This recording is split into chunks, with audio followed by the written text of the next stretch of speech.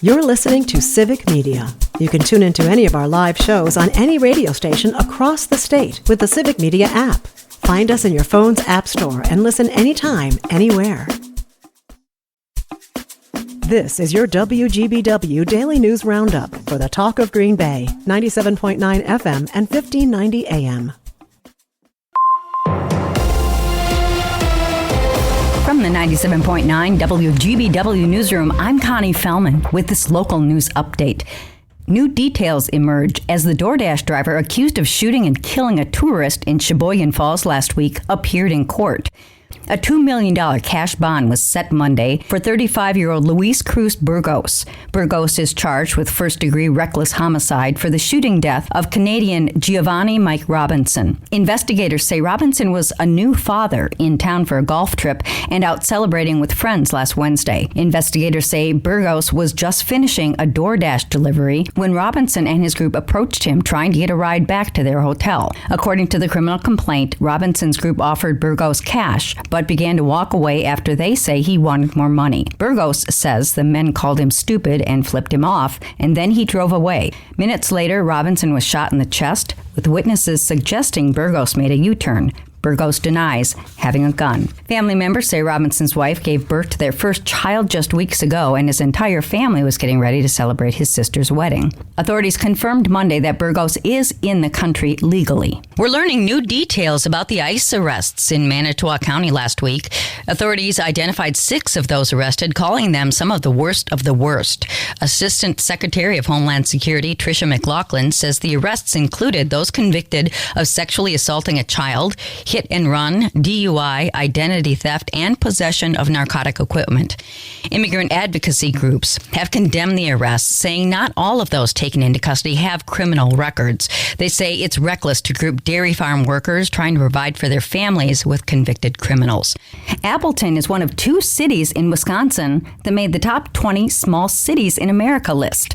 The personal finance website WalletHub released its report yesterday, ranking more than 1,300 U.S. cities with populations between 25 and 100,000. Appleton was ranked in the top 10, coming in at number 9, and Brookfield, near Milwaukee, was second on the list. The group factors in things like housing costs, school system quality, crime rate, even restaurants per capita. Out of the 1,300 cities ranked, Isla Vista, California, just north of LA, came in last, with the lowest median income and highest share of the population living in poverty.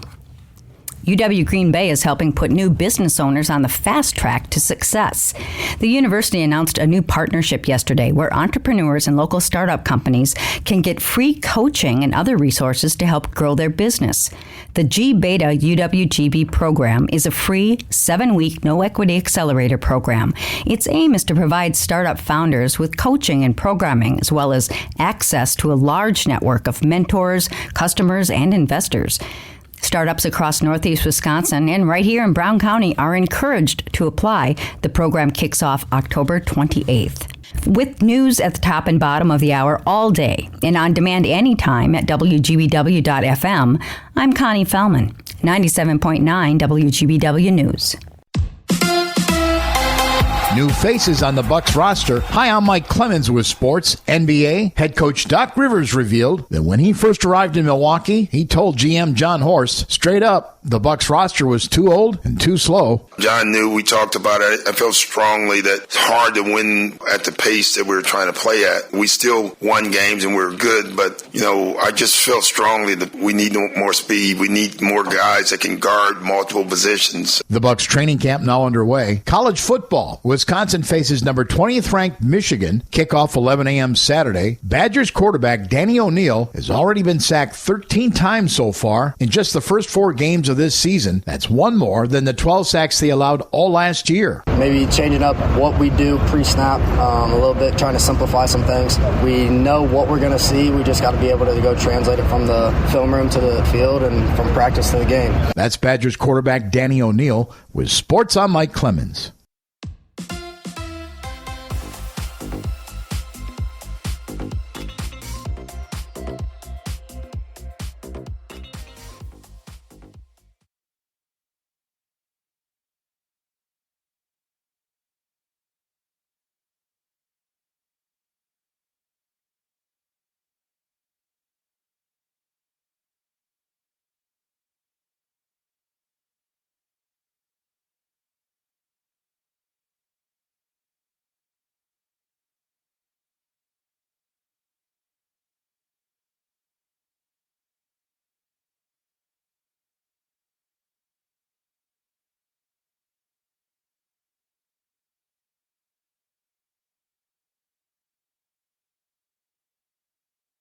After his recent suspension and then being put back on the air within a week, Jimmy Kimmel gave an emotional and hilarious monologue upon his return to Jimmy Kimmel Live. Not only was it highly rated on TV, Kimmel's monologue set a record on YouTube. The host's opening segment reached almost 18 million views on YouTube within 22 hours of being posted, making it the most watched monologue in the history of YouTube, according to Variety. A Wheel of Fortune contestant from Connecticut has won the biggest jackpot in the show's history at a little over $1 million. Christina Deravianic told Ryan Seacrest that if she won the $1 million, she would put in her 2 weeks' notice at work, at which point Seacrest reminded her boss was in the crowd. Deravianic said she is going to pay off her student loans and buy a house with the money. She also won trips to Japan and Montana before winning the $1 million.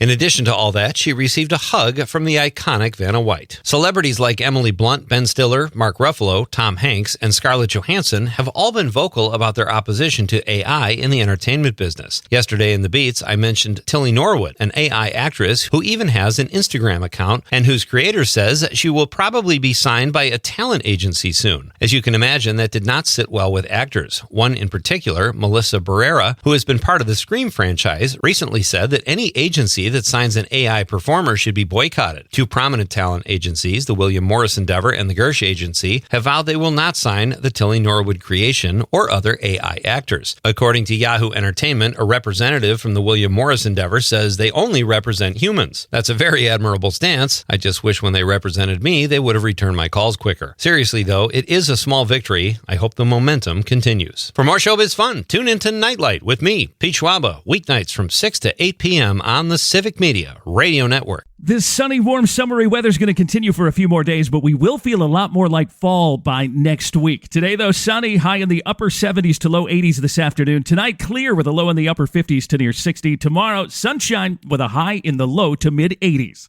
I'm meteorologist Sean Cable. Right now, it's 57.